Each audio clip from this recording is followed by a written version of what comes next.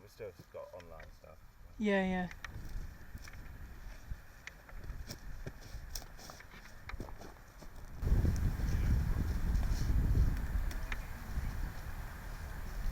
Quite long hours, a bit tiring at times, but it's sort of keeps me busy. Well, otherwise I'd be just stuck at home.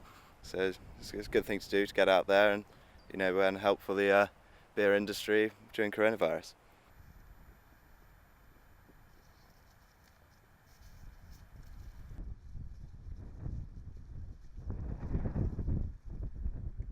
I couldn't do my job, okay, and I didn't want to claim unemployment, so I thought I'd come back to the fields, which I'd done when I was 16 years old.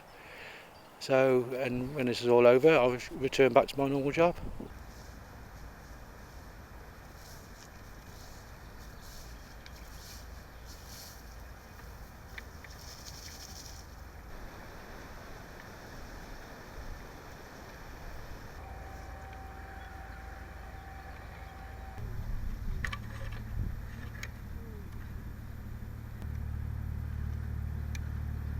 Total double whammy.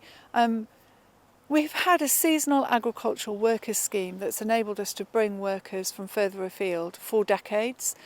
That scheme was ended by the government in 2013. When that happened, we forecast that we would start to see shortages, and of course the referendum and Brexit has just exacerbated that. For the last 3 years, the sector has run short by between 10 and 15% of the workforce that it needs. And that's why we have had instances of crop literally going rotten in the field.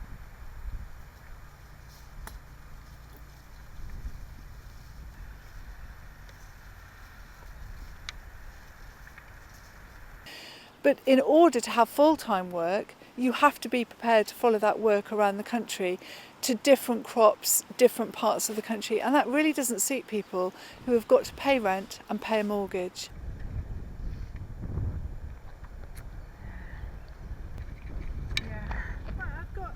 Actually, it's not too far down the road. We really need clarity from the British government around their immigration plans and policy from next January. And there is still no clarity on the seasonal workers scheme, which was launched in September 2018 for 2,500 permits.